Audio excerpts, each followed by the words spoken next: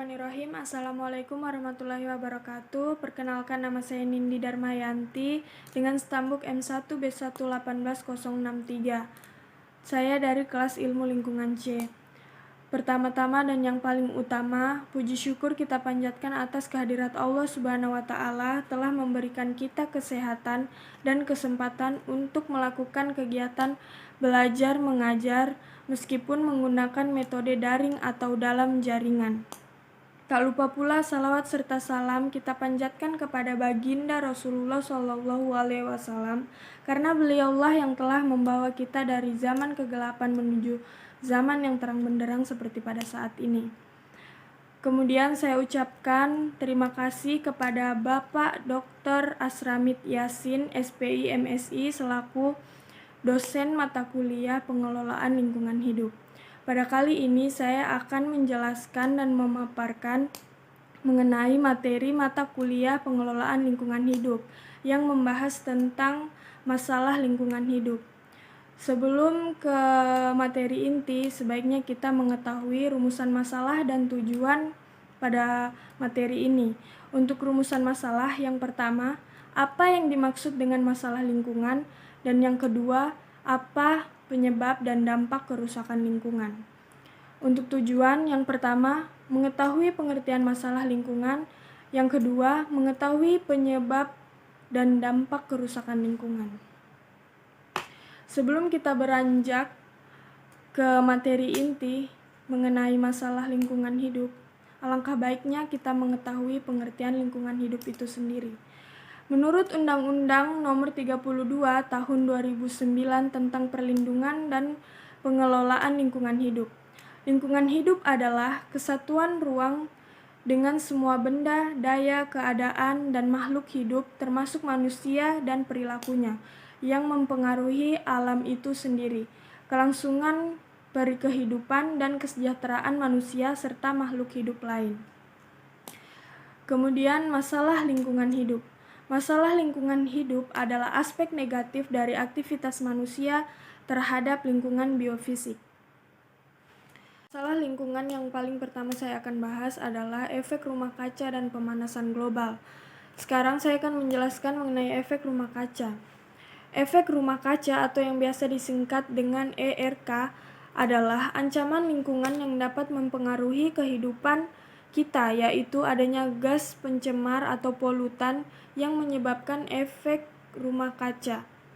Gas-gas pencemar akan melapisi bumi sehingga sinar matahari yang berhasil menerobos panasnya akan tertahan, tidak dapat lepas kembali ke atmosfer bebas. Fenomena ini menyerupai efek rumah kaca atau greenhouse effect. Suhu dalam rumah kaca lebih tinggi karena panasnya tidak dapat menembus kaca. Yang kedua, pemanasan global atau global warming. Terjadinya pemanasan global adalah karena adanya perubahan iklim. Menurut United Nations Framework Convention on Climate Change atau biasa disingkat UNFCCC, perubahan iklim adalah perubahan yang disebabkan oleh aktivitas manusia baik secara langsung maupun tidak langsung. Kemudian kita harus mengetahui bahwa iklim bumi telah berganti beberapa kali sepanjang sejarah sampai saat ini. Terentang mulai zaman es sampai periode-periode panjang bumi menjadi hangat dan mencair. Kemudian, efek lain perubahan iklim. Yang pertama, meningkatnya suhu bumi. Yang kedua, terdapat lebih banyak karbon dioksida di atmosfer. Yang ketiga, banyaknya curah hujan dan kekeringan. Yang keempat, kenaikan permukaan air laut. Dan yang kelima, berkurangnya lapisan es, terutama pada musim panas. Kemudian ada bagian B, penipisan lapisan ozon.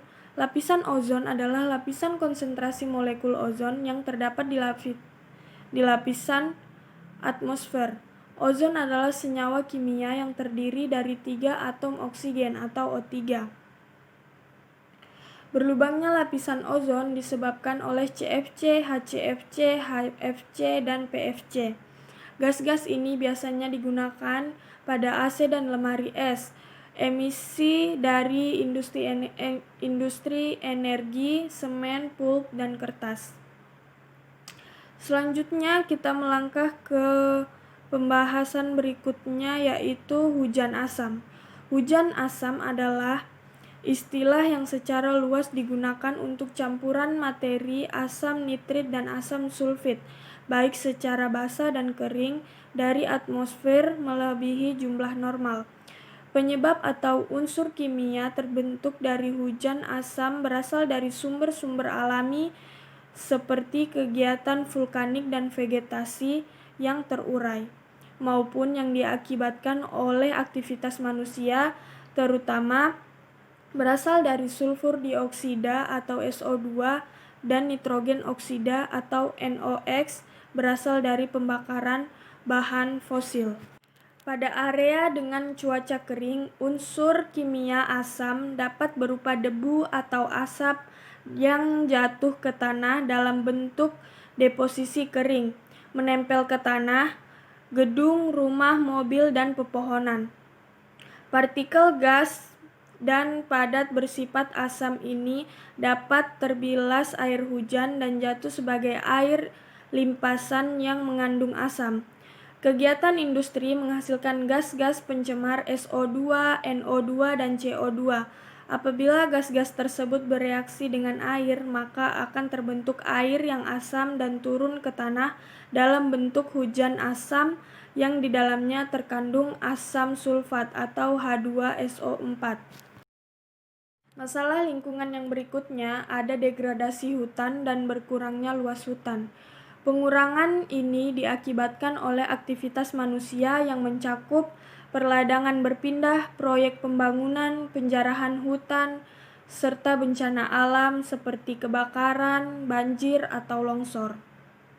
Dengan terjadinya penyusutan luas hutan, maka resiko akan terjadinya erosi dan banjir sudah tidak terelakkan lagi. Demikian juga dengan kekurangan air pada musim kemarau. Kemudian yang pertama, kerusakan hutan tropis. Kerusakan hutan tropis disebabkan karena adanya penjarahan yang dilakukan secara terang-terangan menyebabkan hutan-hutan rusak parah. Di samping penjarahan, kerusakan juga diakibatkan karena kebakaran, baik karena faktor alam maupun karena ulah manusia yang tidak bertanggung jawab. Kemudian selanjutnya ada yang kedua, kerusakan hutan bakau atau mangrove.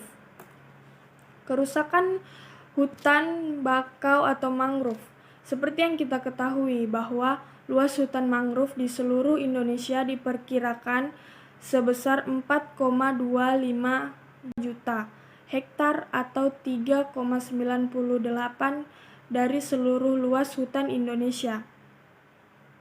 Hutan bakau atau lebih dikenal dengan mangrove adalah hutan yang tumbuh sepanjang daerah pantai atau sekitar muara sungai dan sangat dipengaruhi pasang surut air laut.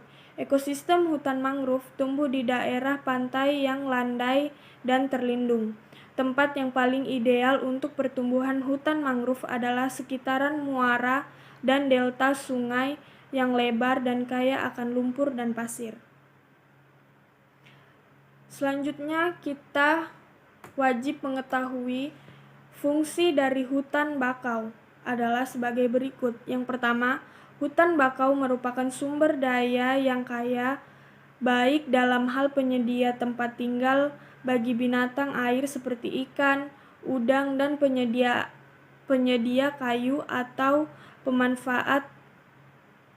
pemanfaatan daun bakau bagi binatang ternak. Yang kedua, selama proses pembusukan, hutan bakau menjadi sumber makanan utama untuk moluska, kepiting, cacing, dan binatang-binatang kecil lainnya. Yang ketiga, sebagai pelindung dan stabilisator garis pantai dan bahaya abrasi. Yang keempat, sebagai pengikat lumpur dalam pembentukan lahan. Yang kelima, sebagai lahan yang digunakan untuk berbagai kegiatan manusia seperti tempat pemancingan atau tempat wisata. Yang keenam, buah dan daun beberapa tumbuhan bakau dapat dimanfaatkan nelayan. sebagai makanan dan obat. Seperti di Asia Tenggara, abu rebung dan daun nipah sudah lama digunakan sebagai obat untuk menyembuhkan herpes, sakit gigi, dan juga sakit kepala. Yang terakhir, yang ketujuh, tanaman mangrove juga merupakan penghasil madu, meskipun hal ini belum dimanfaatkan secara sempurna. Kerusakan hutan mangrove yang terjadi di Indonesia terjadi sebagai akibat tidak diketahuinya nilai pasti dari nilai ekonomi, terutama yang bersumber dari nilai ekologi hutan mangrove. Orang-orang kebanyakan hanya menilai hutan mangrove dari nilai guna langsungnya saja, sehingga banyak komponen ekologi dari hutan mangrove menjadi kurang mendapat perhatian di dalam pengelolaan lebih lanjut. Kesalahan lingkungan yang berikutnya adalah penurunan kualitas sumber daya alam atau SDA. Merosotnya kualitas dan kuantitas sumber daya alam terjadi karena pemanfaatannya yang melampaui kemampuan pulih, atau memang kerusakan sumber daya itu tidak dapat pulih kembali. Kualitas sumber daya alam yang juga mengalami kemunduran yang parah adalah sumber daya alam air. Di berbagai wilayah, baik air tawar maupun air laut telah mengalami pencemaran yang merosotkan kualitasnya. Kemudian permasalahan lingkungan yang berikutnya adalah pencemaran lingkungan. Pencemaran lingkungan merupakan masalah lingkungan yang paling besar terjadi dan yang paling parah. Hampir semua sumber daya yang penting bagi kehidupan, yaitu air, udara, dan juga tanah, telah tercemar, terutama di kota-kota besar. Seperti yang kita ketahui, bahwa kota-kota besar sangat besar pula dampaknya terhadap lingkungan. Hampir semua sumber daya yang penting bagi kehidupan kita telah dicemari. Tanah dan air banyak tercemar oleh sampah dan limbah rumah tangga atau domestik, limbah pabrik dan juga pestisida, serta limbah berbahaya dan beracun lainnya. Sementara udara telah banyak tercemar oleh gas buangan kendaraan bermotor, gas buangan pabrik, dan berbagai hasil aktivitas manusia lainnya. Akibat dari pencemaran ini, sumber daya alam menjadi merosot, yang juga akan menyebabkan kemerosotan kualitas hidup manusia pada akhirnya. Yang selanjutnya, yang terakhir adalah musnahnya spesies. Laju penggerusan hutan yang tinggi mengakibatkan kondisi keanekaragaman hayati yang semakin mengkhawatirkan. Indonesia merupakan negara tropis yang mempunyai luas kawasan hutan tropis basah terbesar ketiga di dunia, serta memiliki keanekaragaman hayati terbesar ketiga di dunia di samping Brazil. Meskipun mempunyai keanekaragaman hayati yang melimpah, yang telah berhasil dimanfaatkan baru sekitar 6.000 jenis tumbuhan, 1.000 jenis hewan, dan juga 100 jenis jasad renik. Laju penggerusan hutan yang semakin tinggi mengakibatkan kondisi keanekaragaman hayati ini makin mengkhawatirkan. Pada saat ini, akibat dari penggerusan hutan telah menyebabkan Indonesia mempunyai daftar spesies terancam punah terpanjang di dunia, yaitu 126 jenis burung, 63 jenis mamalia, dan 21 jenis reptil. Spesies yang dipastikan telah punah diantaranya harimau Jawa dan harimau Bali. Sementara banteng, penyu laut, burung maleo, burung kakatua, dan burung cendrawasih terancam punah karena eksploitasi yang berlebihan. Dari kelompok tumbuhan ada 36 spesies kayu terancam punah, misalnya kayu ulin dari Kalimantan Selatan, kayu keruing di Jawa, sawo kecik, kayu hitam di Sulawesi, kayu padak, pakis haji, pakis hias, anggrek Jawa, dan juga rotan. Demikian materi yang dapat saya sampaikan. Dari penjelasan kurang lebih yang dapat saya sampaikan seperti itu, saya simpulkan bahwa kerusakan lingkungan itu akan terus terjadi sampai kapanpun.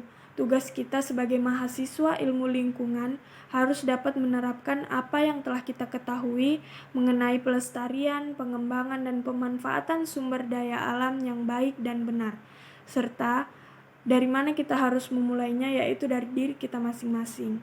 Sekian yang dapat saya sampaikan, kurang dan lebihnya mohon dimaafkan.